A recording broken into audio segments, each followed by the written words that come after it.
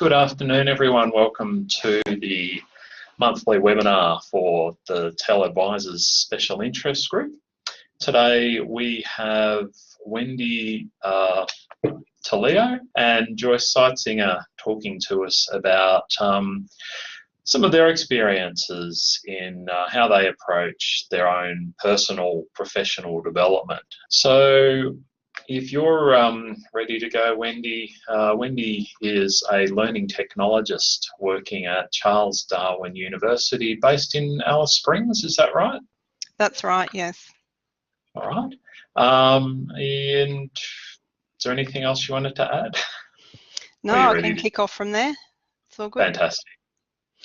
So thank you, Colin, and thank you for this opportunity to join you all today. So I'm going to be talking about some of my recent experience using virtual attendance at conferences as an example of professional development that I've been able to access and to benefit from. So in this slide, I've just noted down some dot points about I guess some of the advantages that I can gain from being virtually there. And I just created that comic strip because I think that sometimes it's a bit of a play on, you know, no man is an island. If we sometimes think maybe our own professional learning network or our own institution or our own connections is enough to keep up and to keep us curious, then perhaps we could just put on a different hat sometimes and push ourselves into different areas.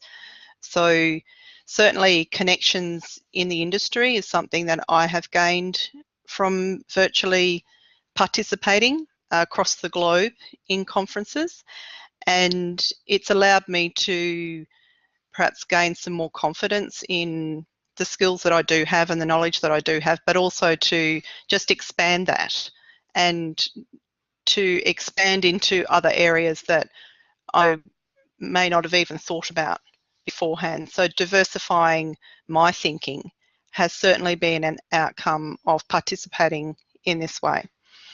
And the ongoing conversations I think is quite interesting too, because certainly if you attend a conference face-to-face, you would hope that you would pick up some connections that you continue those conversations afterwards, and it might lead into other opportunities. But the same thing can happen with virtual participation and virtual connections. So they're real connections, I should say. They happen through the technology that we have access to and that we have the privilege of being able to use in this way, and we can use those connections ongoing after a particular event. And on this slide, I'm just sort of comparing a bit about my recent experience with OLC Innovate. So that's the online learning consortium conference based in New Orleans last month. And I'm going to be talking a bit about my experience there in a few different ways. But I think maybe the idea that we have of attending a conference face-to-face is that we're all sort of sitting there watching people deliver things to us. There might be some workshops around that. And then, of course, you have those interesting conversations around the coffee breaks and the meal breaks and maybe the dinner events.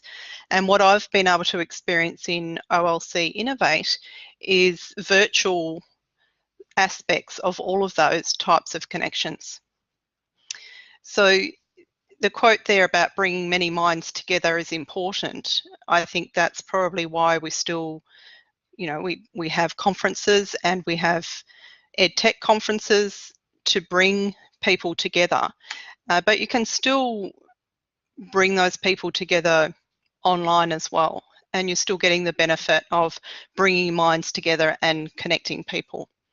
So on the other side of the flip side, there's just some images there. The middle one is a virtually connecting session.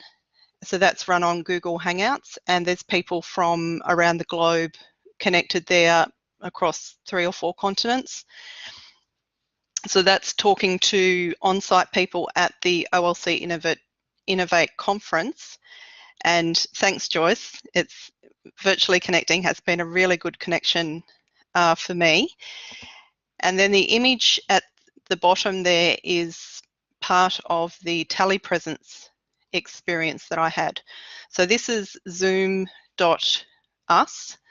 If you've used that, it's sort of like Collaborate Ultra, if you like. But at the top of that, you can see some small boxes there. So one of them is me, my face on an iPad on a robotic neck, and that's called a Kubi.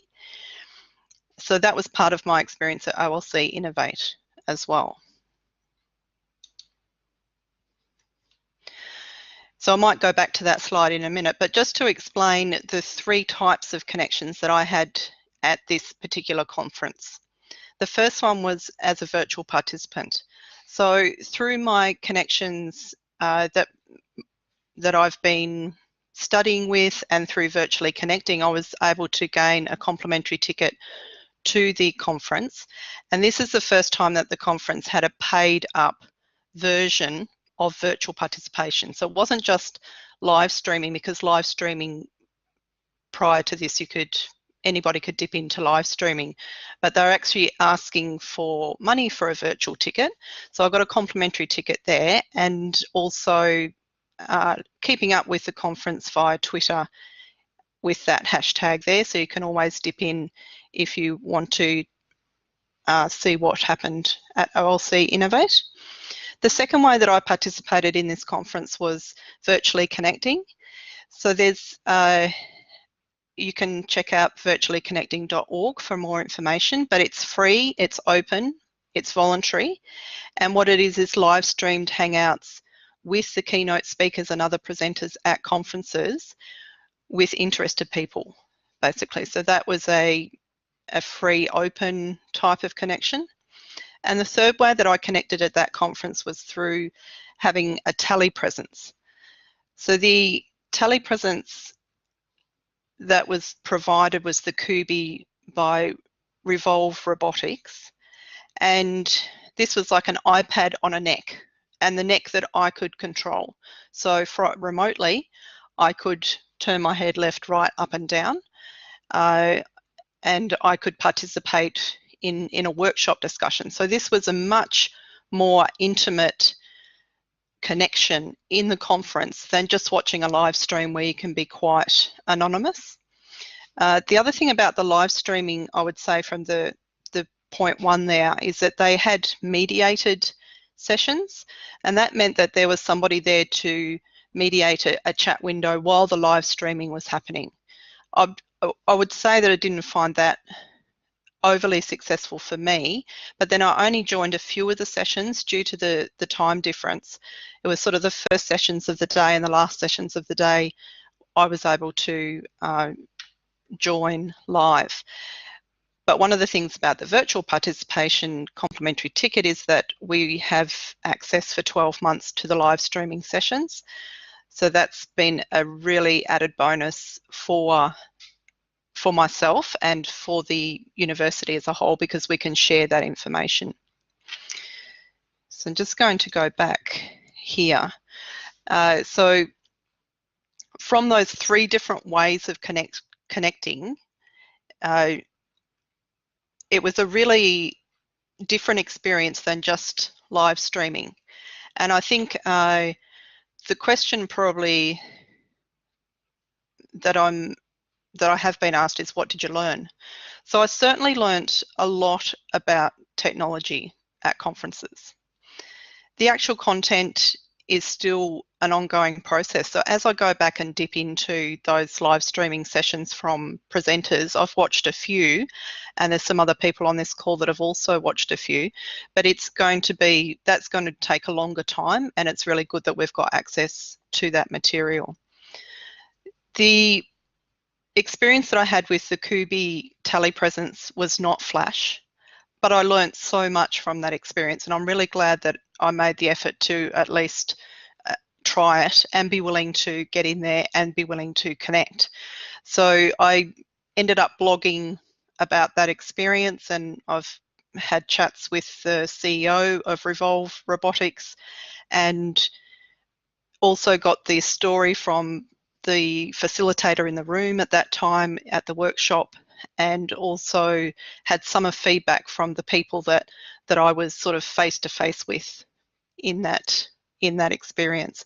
So it was a really good learning curve in both how to facilitate remotely, how to get access to the information. In that particular workshop, it was talking about diversity and cultural diversity in online learning. So that was certainly relevant to the actual experience. It was a bit meta because there was culturally diverse in me coming in to that session. So the learnings, I think, are ongoing, and one of the things that I'm still working on is what happens afterwards. So what happens from a professional development point of view, what happens after that you have these types of connections? So with virtually connecting, for example, that is an ongoing conversation. So we have a Slack channel, and I'm part of the informal committee, if you like, talking about future conferences. And I will do just a quick plug here for virtually connecting. Hopefully the two conferences that we're looking at in Australia this year are Ascalite at the end of the year, and also the Blackboard conference in Darwin.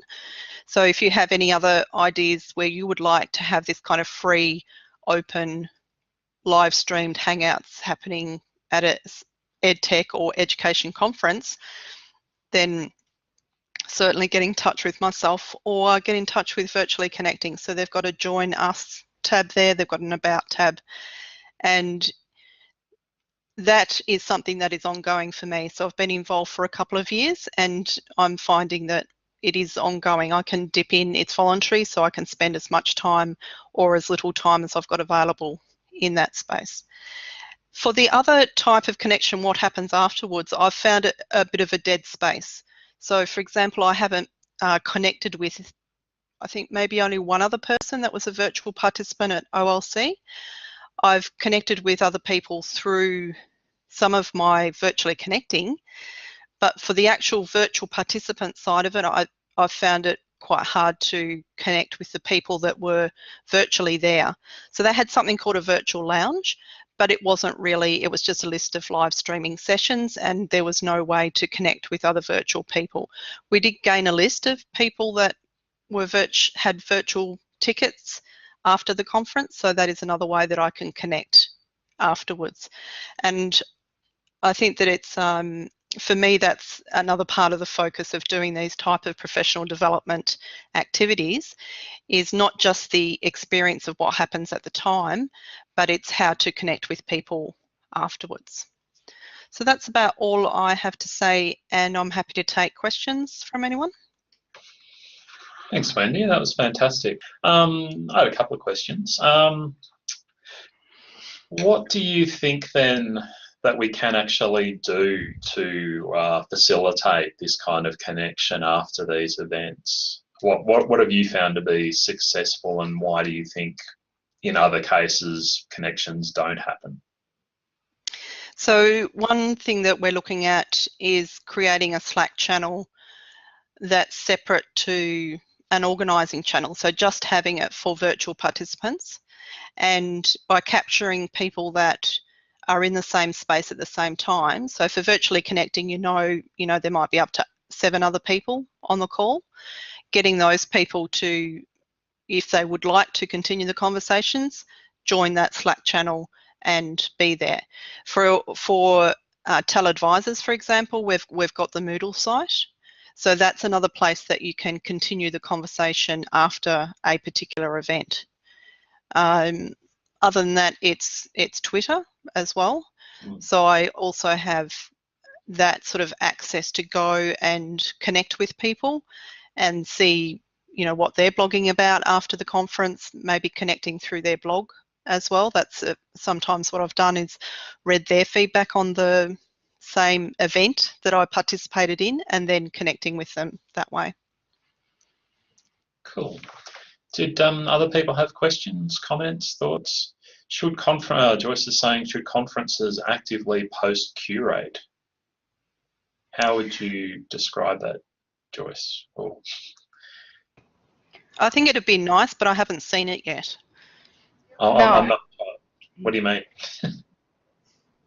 Oh, so I'm thinking that, yes, a lot of people do go back and they write about something, or they think about something, or maybe they have a discussion with other people. And I think quite often and we found this ourselves in, organizing this conference now, that we really had to shift our thinking, because initially we're really thinking about the conference as the end point. It's the thing that you're moving towards, when really the conference should be like a brief moment in time when it becomes a hub of activity for your community, but it shouldn't be the end of it, right? So and I think when you really think about, particularly with these large conferences, it becomes all about the event and not so much about the follow-up, and keeping that community alive in between. But I know with OLC Innovate, they obviously do have lots of paid services, and they have lots of paid workshops. So if you are an official OLC member, you do have access to that. So that might just be a difference there. But I'm thinking about other conferences as well, where... Yeah, and yeah, go ahead. One thing that when I see, Joyce, is that after a conference, and particularly a big conference, there's a bit of conference burnout. So that's to be expected. And I think if that was taken into account, so that somehow you still connect with people, but you may not actively connect until 6 weeks afterwards, for example, or there might be, there's usually a bit of a lag after a conference before you can get your headspace around the content and the headspace around how it relates to you.